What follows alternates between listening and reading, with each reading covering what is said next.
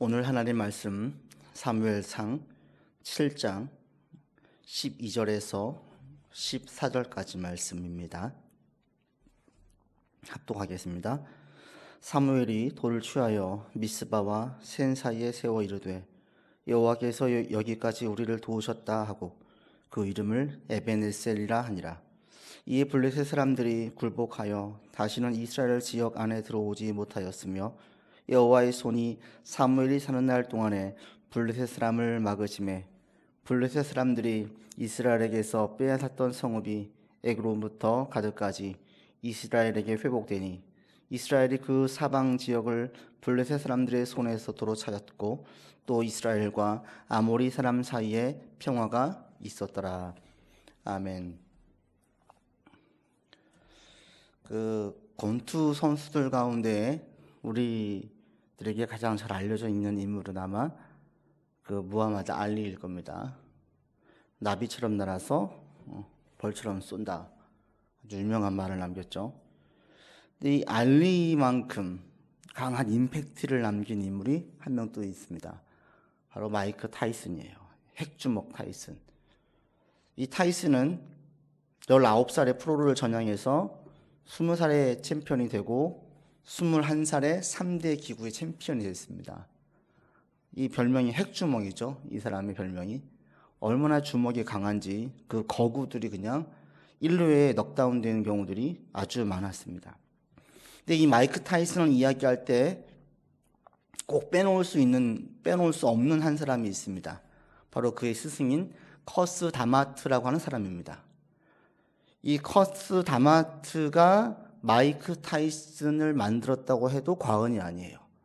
훗날 그 전문가들이 아쉬워하면서 이야기하는 게, 만약에 이 스승인 커스 다마트가 조금만 더 오래 살았더라면 타이슨의 왕좌는 훨씬 더 오래 갔을 것이다 라고 이야기를 해요. 불과 3년, 4년 짧게 임팩트를 주고 그는 그 주인공의 자리에서 내려오거든요. 근데 이 커스 다마트가 마이크 타이슨에게 얼마나 많은 영향을 끼쳤냐면, 타이슨에게는 이 스승은 스승일 뿐 아니라 멘토이기도 하고 아버지이기도 했어요. 어머니가 돌아가시고 너무나 큰 슬픔에 잠겨있는 타이슨을 자기 아들로 입양을 했습니다. 그리고 한동안 폭력 조직에 있기도 했던 타이슨이었기 때문에 여전히 그게 남아있어서 그의 무례함과 예의 없음에 대해서 한 번은 이 커스 다마트가 화가 나가지고 링에 올라가서 얘기를 하는 거예요. 네가 그렇게 싸움을 잘해? 올라와, 나랑 한번 하자. 이 70 넘은 나이에 스승이 그렇게 이야기를 하니까 타이슨이 깜짝 놀라요. 그리고 사과를 해요. 이 커스 다마트로부터 타이슨은 교육을 배우고 예절을 배우고 자기 자신을 발견하게 됩니다. 그러니까 이 사람은, 이 타이슨에게 이 스승은 빼놓을 수 없는 인물이죠. 이 다마트 한 사람을 통해서, 이 커스 다마트 한 사람을 통해서 타이슨의 인생은 완전히 바뀌어졌습니다. 우리가 살아가면서 많은 사람들의 영향을 받습니다. 그런데 우리가 받는 영향들은 의외로 많은 사람들에게 영향을 받는 것이 아니라 많아야 1명, 2명, 3명이에요. 그들이 우리 인생에 결정적인 영향을 끼치는 경우가 대단히 많습니다. 지금 이번에 사태만 보십시오. 코로나 바이러스만 봐도 우리한테 좋은 의미이든 나쁜 의미이든 영향을 주는 사람들이 있어요. 이번에 신천지 때문에 얼마나 이만희가 나쁜 영향을 끼쳤는지는 우리가 알고 있고, 이단 사이비의 해악도 우리가 알게 되었어요. 그런가 하면 얼마 전에 TV에서 유재석 씨와 함께 잠깐 영상으로 인터뷰했던 간호사분이 나오셨습니다. 한 40대, 50대쯤 돼 보이는 여성인데 이분이 대구 경북으로 달려간 거예요. 다 집에서 말렸어요. 그러나 자기는 어려운 곳에 마다 앉고 가겠다라는 거죠. 그리고 갔어요. 인터뷰 하는데 힘들지 않으십니까? 물으시니까 계속 괜찮습니다. 괜찮습니다. 라고 얘기하는 거예요. 누구 보고 싶지 않습니까? 괜찮습니다. 여기 있는 분들이 빨리 나았으면 좋겠습니다. 라고 얘기하는데 그 얘기에 유재석 씨가 울컥하는 거죠. 너무나 부끄럽기도 하고 죄송스럽기도 하고 감사해서 교차되어서 그분에게 눈물을 흘리면서 자기도 왜 눈물이 나오는지 모르겠다라고 얘기하면서 고백을 해요. 그게 우리들에게 또 잔잔한 감동을 줬습니다. 자신의 희생과 헌신을 마다하지 않는 간호사 한 분의 그 헌신이 우리 많은 사람들에게 감동을 줘요. 인생에서 영향을 끼치는 사람들은 사실은 많지 않습니다. 한 사람, 두 사람, 이 정도가 우리 인생에 영향을 줍니다. 오늘 본문에도 보면 하나님께서 사무엘이라고 하는 한 사람에게 주목하십니다. 이스라엘에 그렇게 많은 사람이 있음에도 불구하고 이스라엘 사람들이 블레셋에 무너지지 않을 수 있었던 이유는 사무엘 한 사람 때문이라고 얘기하시면서 유독 하나님께서 사무엘에게 주목하세요. 왜 이 사무엘에게 주목하실까? 우리가 이 사무엘에게 주목하신 하나님을 살펴보면서 이것이 의미하는 바가 무엇인지, 그리고 우리에게 어떻게 영적인 메시지를 주는지를 살펴보기를 바랍니다. 먼저 하나님께서 사무엘에게만 주목하신 이유, 이 한 사람에게 주목하신 이유는, 가장 큰 이유는 하나님은 무리, 대중, 여기에 큰 의미를 두지 않기 때문에 그렇습니다. 사람은 무리, 대중의 호응과 그들의 반응에 대단히 크게 흥분하고 열광해요. 인간이 그래요. 저도 마찬가지입니다. 지금도 잊혀지지 않는 것이, 제가 젊을 때 선교 한국에 참여해서 그 수천 명의 사람들이, 청년들이, 젊은 사람들이 하나님을 찬양하는데 꼭 거기가 천국 같았어요. 거기에서 온 사람들이 선교의 열망에서 뜨겁게 찬양을 올리는 그 자리가 저에게는 그 자체가 대단한 흥분을 불러일으켰습니다. BTS를 보면서 저는 또 흥분했어요. 얼마 전에 BTS가 4집 앨범을 냈습니다. 9일밖에 지나지 않았는데 411만 장이 팔렸대요. 어마어마하지요. 전 너무 신기했어요. 한국어를 모르는 외국 사람들이 한국어를 배우고 BTS에 열광하고, 전 그들의 흥분과 열광에 놀라서 찾아봤어요. 그들의 멋있는 춤, 그리고 그들의 뛰어난 노래, 좋은 노랫말들, 거기에 저도 매료됐어요. 얼마 전에는 우리가 알고 있는 기생충이 아카데미에서 4개의 시상을 했지요. 전 또 한 번 흥분하지 않을 수 없었습니다. 유명한 헐리우드 배우들과 감독들이 극찬을 하고 시상 소감을 발표하는 이 봉준호 감독에게 감동을 받고, 이런 사람들을 보면서 저는 그 모습이 신기한 거예요. 거기에 흥분했어요. 저를 포함한 대다수의 사람들은 무리, 대중이 모여서 열광하면 흥분해요. 지지하면 같이 들떠 있게 돼요. 최근 신천지에 대해서 저도 더 많은 관심을 가지다 보니까 얼마 전에 거기에서 공부를 했다가 7개월 정도 공부를 마친 분이 나와서 신천지의 실태를 밝히는 영상을 하나 봤습니다. 거기에 보니까 7개월간 선교 공부를 시키는데 새로 들어오는 사람들의 수에 맞게 50%는 이미 7개월 성경 공부를 마친 지지자들이 함께 참여를 한대요. 새로 배우는 사람들은 모르죠. 50%는 새로 배우는 사람들, 50%는 이미 배워서 신천지를 지지하는 사람들, 그들이 같이 있다는 거예요. 그리고 새로 배우는 사람들 옆에 지지하는 사람이 앉아 있는 거예요. 그러면서 중간중간에 추임새를 넣는데요. 이 50%는 이미 열광하고 있기 때문에 그 50% 열광되어진 그 분위기에 새로 들어온 50%는 압도되어서 그냥 아무런 분별 없이 그냥 그 분위기에 푹 빠져든다는 거예요. 그들의 열광과 그들의 지지와 너무 좋다라고 반응한 그 모습들에 자신들도 이런 의구심을 품었다가도 그 의구심을 저버리고 그냥 푹 빠져든다는 거죠. 그리고 7개월 공부를 마치고 나면 그저께 무비판적으로 이만희가 최고로 받아들여진다는 거예요. 월화 목금 4번 하루에 3시간씩 7개월의 강의를 듣고 나면 이만희 교주가 예수님과 같은 뛰어난 존재로 받아들이게 된대요. 왜 이렇게 20, 30대 여성이 많이 빠져 있는지, 그리고 젊은 사람들, 학교 교사며 공무원 등 합리적인 이성과 사고를 가지고 있는 사람들이 왜 그렇게 거기에 많이 빠진가 했더니 거기에 가면 그렇게 사람들이 열광하는 거예요. 온전히 지지하고 열렬히 반응하는 거예요. 여기에 푹 빠진다라는 거죠. 그리고 거기에 빠져 있으면 그 다음부터는 무비판적이 된대요. 여러분, 그들이 참여했던 전체 연합 모임, 연합 그 종교 행사를 한번 보십시오. 저는 보고 깜짝 놀랐어요. 그들이 보이는 그 카드 섹션 가운데에서 이만희를 칭송하고 이런 것들을 연습을 얼마나 했던지 마치 공산국가에서 자신들의 최고 통치자를 찬양하는 행사를 보는 듯 했습니다. 아주 열광적으로 반응을 해요. 거기에 참여한 사람은 어떻게 했습니까? 제가 선교 한국에서 감동받은 것처럼 거기에 참여한 신천지인들은 완전 감동하겠죠? 여기에 그냥 푹 빠지는 거예요. 신천지가 그렇게 교리적으로 많은 허점을 가지고 있음에도 불구하고 교리의 등급을 따지면 A, B, C, D에서 한 D 정도밖에 되지 않는다라고 얘기를 했어요. 그 신천지에 있다 나온 분이. 그렇게 허점 투성임에도 불구하고 사람들이 빠져드는 이유는 많은 사람들이 열광하기 때문에, 수만 명의 사람들, 수십만 명의 사람들이 열광을 하니 자기도 거기에 그냥 흠뻑 빠져드는 거예요. 이게 인간이에요. 사람은 무리의 대중의 지지에 그냥 완전히 같이 녹아들어요.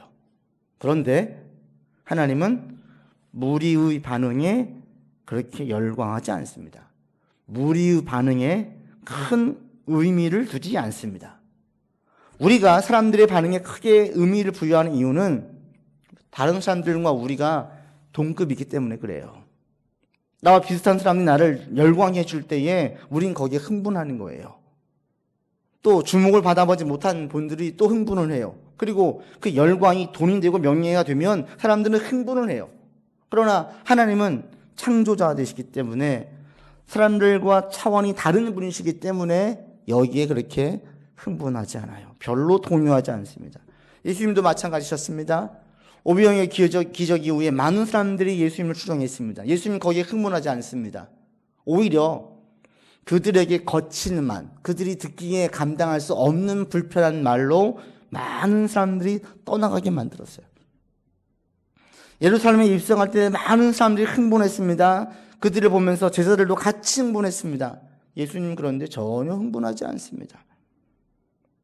사람들의 반응, 열렬한 지지가 예수님에게는 전혀 중요하지 않았습니다.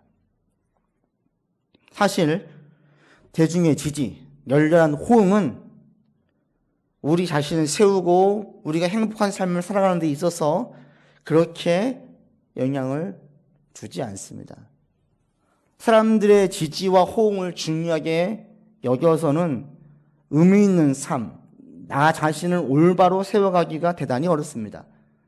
자신을 바르게 세우기 원하고 행복하고 의미 있는 삶을 살기를 원한다면 대중의 지지와 호응은 가능하면 그렇게 중요하지 않게 여기려고 애를 써야 됩니다. 그렇게 살아가야 자신을 바르게 세울 수 있고 행복하고 의미 있는 삶을 살 수 있습니다.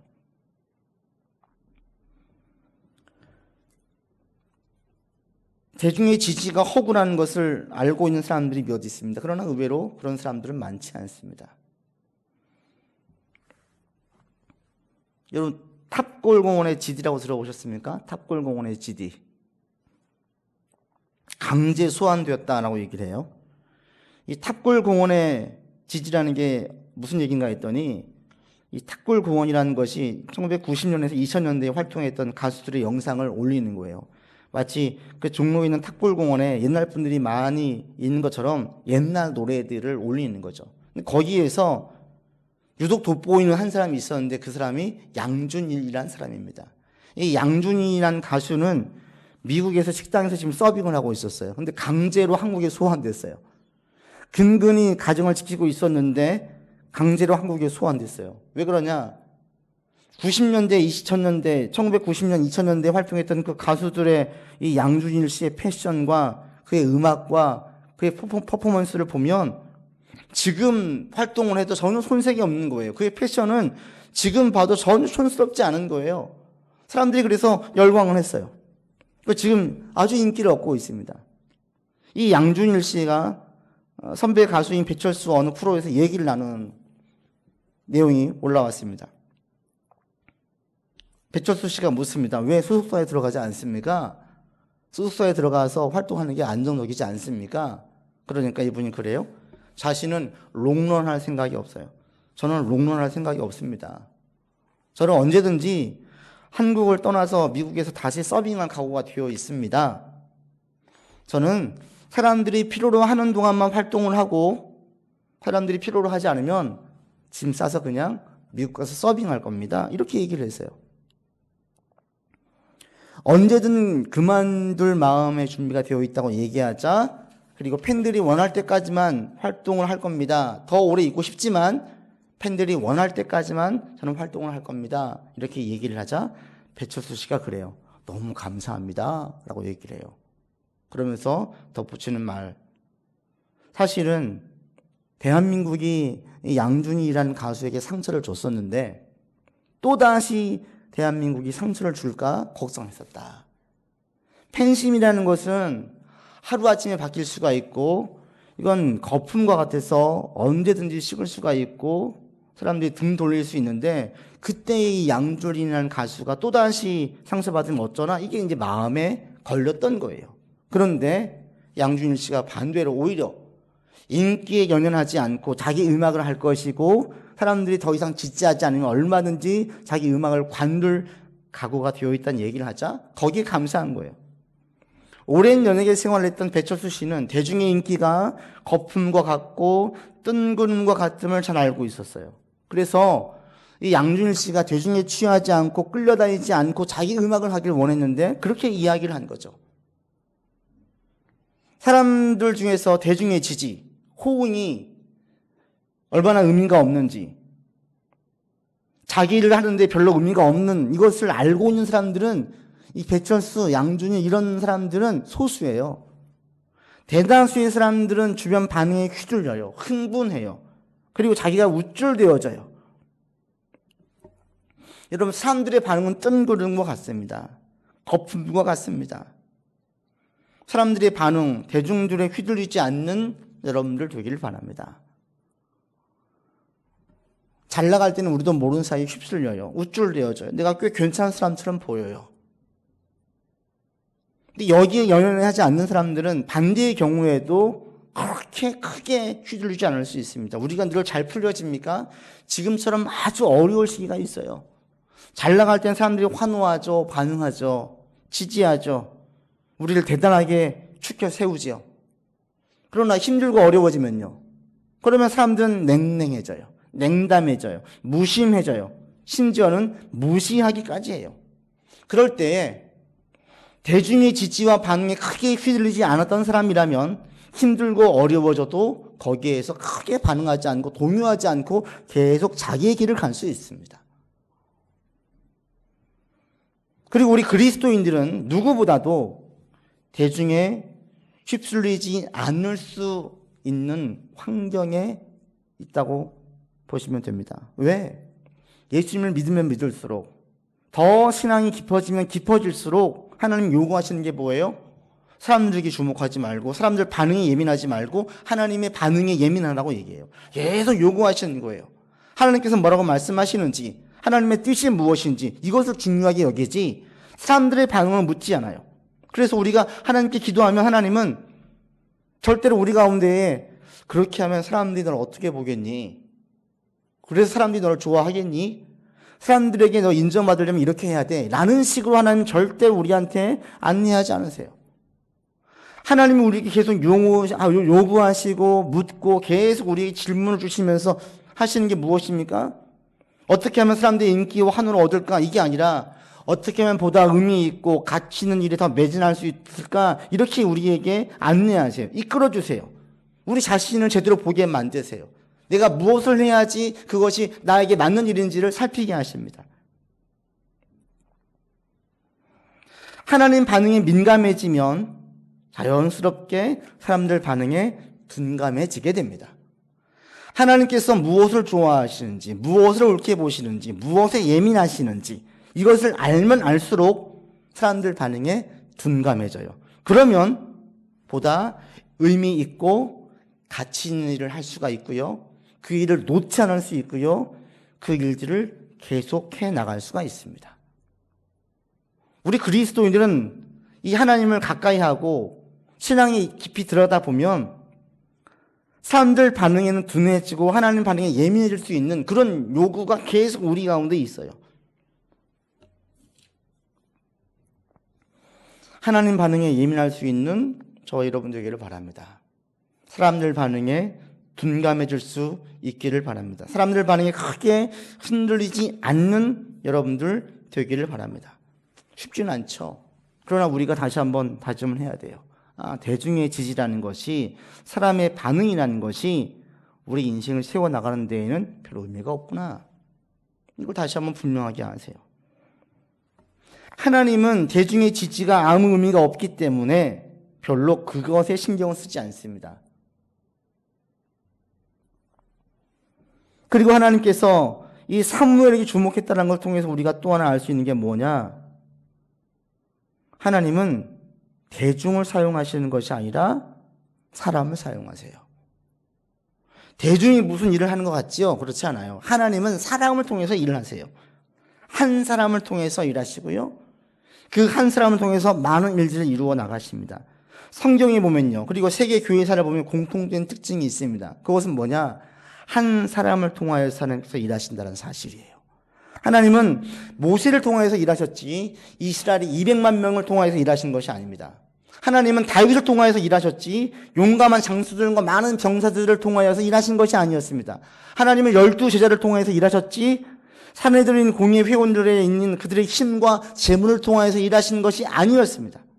세계 교회사도 마찬가지입니다. 유명한 설교자인 스펄전, 감리교를 창시했던 요한 웨슬리, 찰스 웨슬리 형제들, 함께 동시대에 유명한 설교자였던 조지 휘필드, 선교사여 전도자였던 D.L. 무디, 위대한 설교자였던 로이드 존스, 이런 모든 분들, 대부흥을 일으켰던 모든 분들은 수많은 무리가 함께해서 대형화된 교회를 통해서 이루어진 것이 아니라 이 한 사람을 통해서 일을 한 거예요.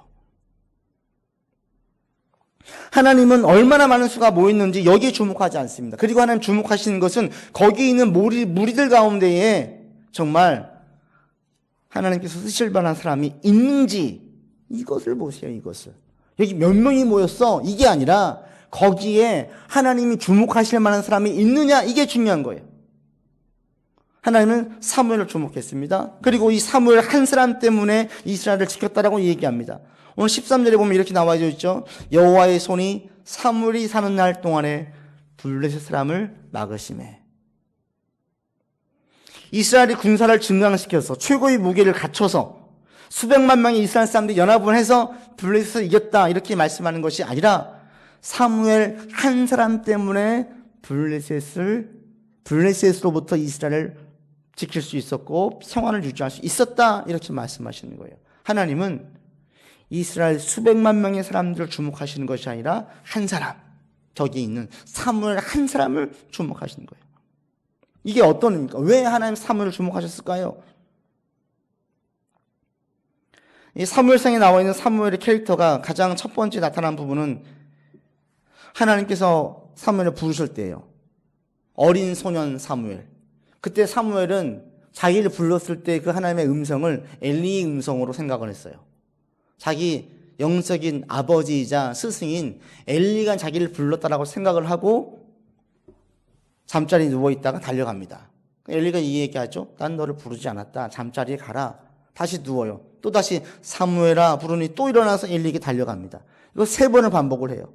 그리고 난 다음에서야 엘리는 깨우치고 사무엘에게 이야기합니다. 만약에 또다시 너의 음성이 들리거든 말씀하소서 주의 종이 듣겠나이다 라고 이야기를 해라. 하나님 부르신 것이다. 4번째 부름에서야 비로소 사무엘이 얘기해요. 말씀하소서 주의 종이 듣겠나이다 라고 얘기합니다. 사무엘이 어린 소년이지만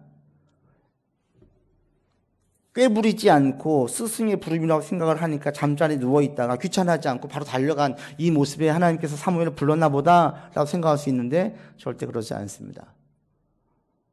하나님께서 사무엘을 귀히 여기시고 그에게 주목하시고 그를 통해서 이스라엘을 지키셨던 가장 큰 이유는 사무엘에게 어떤 게 있었냐면 하나님 말씀에 대한 순전한 마음이 있었기 때문에 그래요. 사무엘은 처음 하나님의 음성을 들었습니다. 이전에 배우기만 했어요. 그런데 그 하나님 직접 만났어요. 처음 만난 거예요. 처음 만난 하나님. 여러분, 하나님의 음성을 직접 들으면 어떠실 것 같으세요? 내가 알고만 있던 것을 직접 몸으로 생생하게 경험하면 어떤 느낌일까요? 흥분되고 설레이지 않겠습니까? 근데 사무엘은 흥분되고 설레일 수가 없었습니다. 왜요? 하나님에게 들었던 그 내용이 너무너무나 무서운 말씀이기 때문에 그래요. 하나님에게 들렸던 첫 번째 이 말씀은 내가 너를 크게 쓰겠다라는 것이 아니라 자기의 영적인 아비이자 스승인 엘리와 그의 집안에 대한 저주의 내용이었습니다. 사무엘은 무서웠죠. 다음날 엘리가 추궁하죠. 다 이야기하라고. 얘기하지 않으면 네가 저주받을 것이라고. 엘리의 그 말 앞에 사무엘은 다 이야기합니다. 흥분과 설렘이 아니라 두려웠을 것입니다. 그런데 그 말씀이 그대로 현실에서 실현되는 것을 본 사무엘은 어땠을까요? 그 말씀의 무서움이, 두려움이 경이로움으로 또 경외심으로 작동됐을 겁니다. 사무엘은 일평생 기도의 사람이었습니다. 그러나 이보다 더 중요한 게 무엇이냐? 사무엘은 일평생 하나님의 말씀을 가장 귀히 여기는 큰 경외심을 가진 사람이었습니다. 하나님의 말씀이 얼마나 귀한지, 그 말씀이 어떻게 실현되는지를 자기 눈으로 보았어요. 자기 영적인 스승이었던 엘리 집안을 보면서 사무엘은 다 보았어요. 사무엘은 여호와의 말씀을 가장 귀히 여겼습니다. 그리고 그렇게 행동했습니다. 가장 귀하게 여긴 대로 행동을 했습니다. 이스라엘 전역을 돌아다니면서 주의 말씀을 선포했습니다. 그러자 그 이스라엘 가운데 실종되었던 하나님의 말씀이 다시 드러나기 시작했어요. 잊어졌던 여호와의 말씀이 다시 새롭게 신선하게 그들 가운데 다가왔습니다. 말씀이 없어서 방종한 삶을 살았던, 행동이 거칠 것 없었던 이스라엘 사람들이 말씀 앞에서 조심스럽게 행동을 했고 때로는 행동하기를 꺼려했었습니다. 사무엘이 말씀을 귀히 여기고 말씀에 대한 순전한 마음을 가지고 있었기 때문에 하나님은 그를 쓰신 거예요. 하나님께 쓰임받았던 일평생 하나님의 선한 도로 쓰임받는 분들을 보면 모두 이런 공통점이 있습니다. 잠깐 쓰임받을 수는 있어요. 잠깐. 그러나 일평생 쓰임받는 분들을 보면 모두 이런 공통점을 가지고 있습니다. 여호와의 이 말씀을 가장 귀히 여겼어요. 가장 소중히 여겼어요. 이 말씀을 함부로 여기지 않았어요. 그리고 이렇게 여긴 사람들의 공통점이 뭐냐? 여호와의 말씀을 귀히 여기면 시간이 흐를수록 자기를 높이지 않고 하나님을 계속 높이는 것을 볼 수 있어요. 자신은 일반 사람들과 똑같다라는 것을 계속 고백하는 것을 볼 수 있습니다. 오늘 본문에도 그게 나옵니다. 이스라엘 사람이 전쟁에 승리했습니다. 그 다음에 승리한 다음에 돌을 쌌습니다. 그래서 돌을 쌓은 그 돌의 이름 무엇이라 얘기하냐면 사무엘상 7장 12절에 보시면 에베네셀, 도움의 돌, 여호와께서 우리를 도우셨다, 이런 뜻이에요. 거기에다가 우리의 뛰어난 영도자인 사무엘이 있어서 우리가 전쟁에 승리할 수 있었다. 사무엘의 뜨거운 기도가 있었기 때문에 우리가 승리할 수 있었다. 이렇게 써놓지 않았어요. 사무엘의 이름은 없어요. 오직 거기에 한 가지 여호와의 이름만 높여주는 거예요. 말씀을 귀히 여기는 사람들은 시간이 흘러가면 흘러갈수록 점점 더 자신은 너무나 천한 존재임을 깨닫고 하나님의 높으심을 더 실감하게 됩니다. 때문에 절대로 자기 이름을 높이지 않아요. 자기 이름으로 거론되어진 기념관을 설립하지도 않아요. 이번에 신천지 사건을 보면서 의외로 여러분들이 고민하시는 분들이 있습니다. 이 말씀에 대한 순전함, 말씀을 간절히 사모하고 말씀 그대로 순전하게 자기 목숨까지 걸고 나가는 것들이 중요한 건 알겠는데 신천지 사람들을 보니까 그들이 그렇게 살고 있어요. 자신들이 배운 교리에 대하여서 가정도 내팽겨치고 개인의 부귀 영화도 버리고 오직 배운 말씀을 귀히 여기면서 완전히 거기에 자신을 다 불사르는 사람들을 볼 수 있었습니다. 그게 신천지인들이에요. 그들을 보면서 두려운 거예요. 저들은 이단인데 나는 괜찮나? 자신이 의심스럽고 불안하고 심지어는 회의에 빠진 분들도 있더라고요. 그럴 수 있습니다. 그러나 여러분 분명히 아세요. 이단과 정통 도리를 가진 이 가장 큰 차이를 볼 때에 오늘 본문에서만 통해 보아도 사무엘을 통해서만 보아도 크게 두 가지 차이가 있습니다. 첫 번째, 절대로 말씀을 자의적으로 해석하지 않아요. 자기가 좋아하는 말들만 선포하지 않아요. 사무엘은 엘리 제사장이 어떻게 들을까 걱정되어서 말씀을 가감하지 않았어요. 이스라엘 백성들이 이 얘기를 듣고 불편하면 어떨까? 이것을 신경 쓰지 않았어요. 그냥 들은 그 여호와의 말씀을 그대로 이야기했어요. 근데 신천지를 비롯한 모든 이단들은요, 그들은 이미 말씀 자체에서 말씀 자체를 묵상하지 않고 자신들의 교리를 따로 만들어 놔요. 그 교리에다가 말씀을 갖다 붙여요. 그러니 그들의 교리, 인용하는 말씀을 살펴보면 전혀 그 본문과 문맥에 맞지 않는 인용구들을 막 갖다 붙이는 것들을 볼 수 있습니다. 아까도 말씀드렸듯이 이단에 빠진 신천지가 써먹은 전도 가장 큰 전략은 대중의 열광이에요. 주변 사람들이 열렬히 환호하게 만드는 거기에 같이 환호돼요. 군중심리에 같이 빠져들게 되어져요. 그리고 거기에 있다 보면 그게 진짜 같아요. 그거밖에 없는 것 같아요. 그렇게 몰아가는 거예요.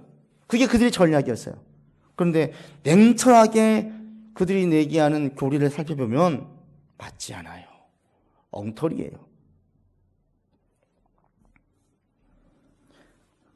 배운 말씀에 열심히 순종하는 거 좋은데 배운 말씀을 고지식하게 믿는 것은 좋지 않습니다. 사도 바울처럼 내가 너희들에게 전한 것이 베레아 교인들에게 얘기한 것처럼 맞는지 안 맞는지 살펴보아라. 살펴볼 시간을 줘야 돼요. 신천지는 주지 않아요. 월화 목금 하루 3시간씩 일주일에 4번씩 그냥 막 몰아붙여요. 월화 공부시키고 수요일날 예배드리고 목요일 금요일 또 공부시키고 주일날 또 예배드리고 평일날 계속 모여요. 따로 생각할 시간을 주지 않아요. 그렇게 7개월 받고 나면 세뇌당해요. 얼마나 무서워요. 그러나 건전한 교회, 건강한 교회는 충분히 생각할 시간을 가지게 합니다. 사색하게 해요. 이 말씀이 맞는지 안 맞는지 상고하게 해요. 우리도 마찬가지입니다. 여러분이 말씀을 들을 때에 상고한다면 여러분들은 전혀 걱정할 필요가 없어요. 또 한 가지 이단의 특징은 절대로 하나님을 높이지 않고 이단의 교주를 계속 높이는 걸 볼 수 있습니다. 이만희가 거의 예수님과 동급이에요. 그들의 교리에 의하면 마지막 종말 때에 예수님께서 오시면 이만희 교주의 몸과 예수님의 영성이 합쳐져 가지고 온전하게 된대요. 얼마나 터무니없어요. 말도 안 되죠. 근데 그들은 그걸 믿어요. 근데 그런 이단들이 너무 많습니다. 작년 8월에 대법원으로부터 16년 실형 확정 판결을 받은 이 만민중앙교회의 이재록 목사 있습니다. 작년 8월에 16년 실형 받았어요. 한때 10만 명 이상의 교회를 자랑했어요. 여러분 한번 그 인터넷에 찾아보세요. 얼마나 어처구니 없는 쇼를 하는지. 이재록이 자기를 자처해서 성령이라고 표현을 해요. 자기가 이제 성령이래요. 자기는 예수님의 동생이래요.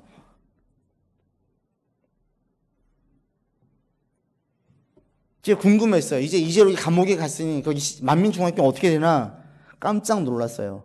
3딸이 있는데 지금 그 교회는 3번째 딸이 담임 목사로 있으면서 여전히 수천 명의 사람들이 거기에 모여지고 있고 큰딸과 둘째 딸은 또 따로 자기 아버지 이재록을 등에 업고 여전히 또 교회를 해서 여전히 하고 있어요. 그리고 자기 아버지를 칭송해요. 사실 이단 가운데 가장 심각한 이단은 하나님의 교회입니다. 안상홍을 재림 그리스도로 믿었습니다. 그런데 그가 죽었어요. 그러자 그게 시들어질 줄 알았는데 놀라웠게도 어머니 하나님 장길자를 믿으면서 교세가 지금 그들에 의하면 100만 명이래요. 신천지는 30만 명이었어요. 하나님의 교회는 100만 명이에요. 근데 이들은 여전히 장길자를 높여요. 안상홍을 높여요. 절대로 예수 그리스도 하나님을 높이지 않고 교주를 높입니다. 이번에 신천지의 사건과 이단들을 저도 깊이 묵상하고 다시 한번 살펴보면서 여러분들 신앙이 흔들리지 말고 회의에 빠지지 마세요. 우리 그리스도인들이 이들을 보면서 무엇을 느끼셔야 되냐면 신앙의 회의가 또는 내 신앙에 대한 의심이 아니라 우리는 반성을 해야 돼요. 우리가 그동안 얼마나 말씀에 소홀했는지. 사실 그리스도인들은 그 자체가 말씀을 귀히 여기는 사람들이에요. 말씀을 귀히 여기는 사람들. 요한복음이 이렇게 시작하지 않습니까? 태초에 말씀이 계시니라. 이 말씀이 하나님과 함께 계셨으니 이 말씀은 곧 하나님이시니라. 말씀이 곧 예수님이에요. 예수님이 곧 말씀이에요. 말씀 자체이신 예수 그리스도를 우리는 주로 고백을 해요. 그리스도인들은 말씀을 귀히 여기는 특성을 가지고 있어요. 그리스도인 특성이 뭐냐면 이 말씀을 귀히 여겨야 돼요. 그러니까 이것을 사랑해야 돼요. 상고해야 돼요. 자꾸 펴서 읽어야 돼요. 이게 그리스도인이에요. 어느 순간부터 초대교회는 이것을 대단히 중요하게 여기고 강조했었는데 언젠가부터 그리스도인 성경 말씀을 귀히 여기지 않게 되었어요. 말씀 자체이신 그리스도를 내팽개치기 시작했어요. 되려 이단들이 잘못된 사설과 교리로 말씀에 집중하게 만들어서 많은 사람들의 영을 미혹하게 만들었습니다. 우린 여기에 대해서 반성해야 돼요. 말씀에 소홀했던 우리들. 그리고 초대교회처럼 다시 우리가 말씀을 귀히 여겨야 됩니다. 내가 말씀을 귀히 여길 때 하나님은 우리를 주목하십니다. 초대교회는 말씀을 소중하게 여겼고 귀히 여겼기 때문에 이것에 대한 정수, 이 사도 베드로가 얘기한 그 핵심 요약이 그거잖아요. 너희는 택하신 족속이요 왕같은 제사장들이다. 우리가 왕이고 우리가 제사장이래요. 우리가 한 나라를 살릴 수 있고 죽일 수 있대요. 우리 그리스도인들, 어떤 그리스도인들, 말씀을 귀히 여기는 그리스도인들, 예수를 주로 고백하는 모든 사람들 귀합니다. 그러나 하나님은 여기에 만족하기를 원치 않습니다. 우리를 왕같은 제사장으로 사용하길 원하십니다. 왕같은 제사장으로 쓰임받기 위해서는 우리가 말씀을 사모해야 돼요. 사무엘처럼 말씀에 대한 두려움과 순전한 마음을 가지고 말씀을 지켜야 돼요. 어린 사무엘이 말씀을 귀히 여겼습니다. 그 어린 사무엘이 말씀을 귀히 여기고 이 소년 이 사무엘이 장성하자 하나님은 이 사무엘을 블레셋으로부터 나라를 지키고 보호하는 존재로 삼으셨습니다. 내가 말씀을 귀히 여길 때, 내가 말씀을 순전히 여기며 나아갈 때에 하나님은 우리를 통하여서 사무엘과 같은 존재로 쓰신다라는 거예요.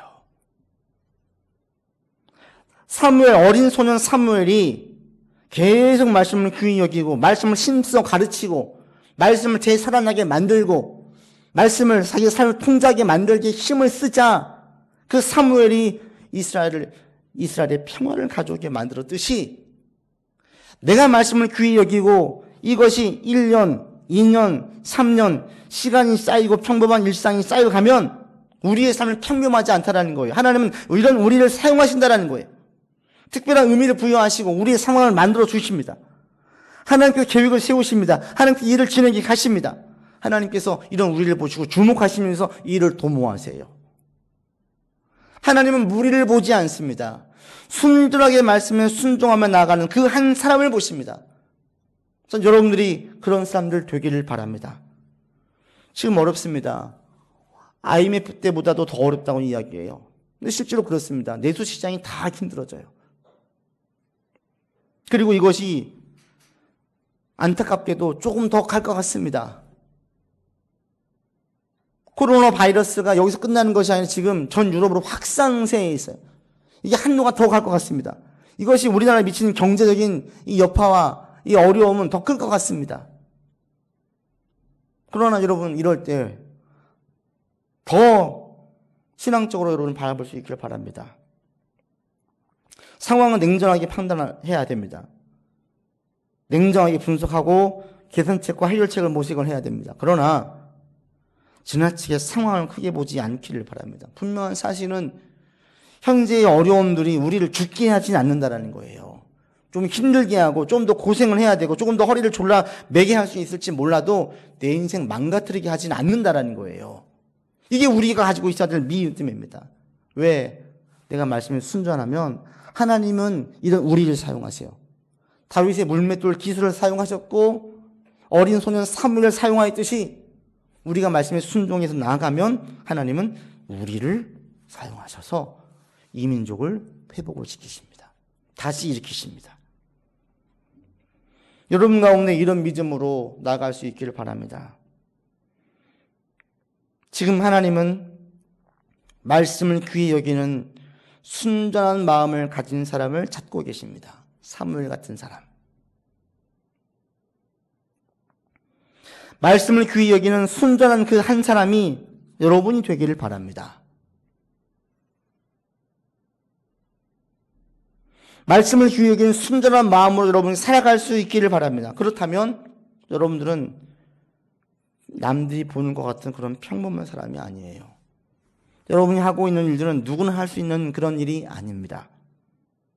하나님께서 반드시 특별한 의미를 부여하시고 특별하게 상황을 만드시고 특별하게 사용해 가실 것입니다.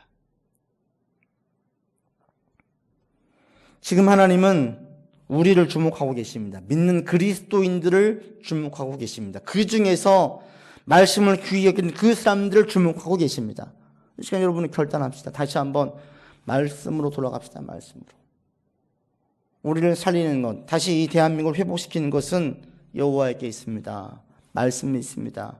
초심으로 돌아가서 말씀을 귀히 여기고 지금 내가 살 어려운 현실 가운데 최대한 힘써서 극복해 나가겠습니다 라고 고백하십시오. 그리고 하나님의 지혜를 구하십시오. 하나님의 도움을 구합시다. 그러면 지금의 어려운 상황에 대해서 하나님은 우리 그리스도인들을 통하여서 이 민족을 지켜주실 것이고 이런 말씀을 귀히 여기는 그리스도인을 통하여서 이 민족을 회복시키시며 더 선한 도구로 사용해 주실 것입니다. 우리 그리스도인들이 이렇게 쓰임받는 이 대한민국을 살리는 데 쓰임받는 모든 자들 되기를 바라고 그 중심에 여러분들이 있기를 원합니다. 기도하겠습니다. 아버지 하나님, 하나님께서는 이스라엘에 수백만의 이스라엘 사람들이 있었지만 그들을 바라보지 아니하고 사무엘 한 사람에게 주목하셨습니다. 오늘날 하나님께서 찾으시는 사람은 대중이 아니고 능력 있는 사람이 아니라 하나님 말씀에 순전한 한 사람을 찾고 계십니다. 사무엘 같은 한 사람만 있어도 이스라엘을 지킬 수 있었고 평화를 유지할 수 있었듯이 오늘날 여호와의 말씀에 순전한 한 사람이 이 대한민국을 살릴 수 있고 세계를 살릴 수 있습니다. 아버지 하나님, 우리 성도들이 먼저 주의 말씀을 귀히 여기고 사무엘처럼 두려움과 떨림과 경외심으로 힘써 주의 말씀을 지키며 이 자세를 1년, 2년, 3년 계속 쌓아갈 수 있도록 인도하여 주시옵소서. 머지않아 우리 하나님께서 이런 우리를 통하여서 이 민족을 살리는 데 귀하게 사용해 주실 것을 믿습니다.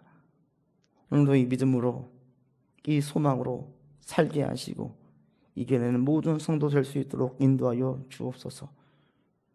하나님, 대한민국이 어렵습니다. 세계의 모든 나라들이 어려움 가운데 처하게 되었습니다. 우리를 불쌍히 여기시고 긍휼히 여기시고 이 상황 가운데에서 이겨낼 수 있는 담대함과 소망과 지혜를 도와여 주옵소서. 우리 구주 예수 그리스도 이름으로 기도드립니다. 아멘.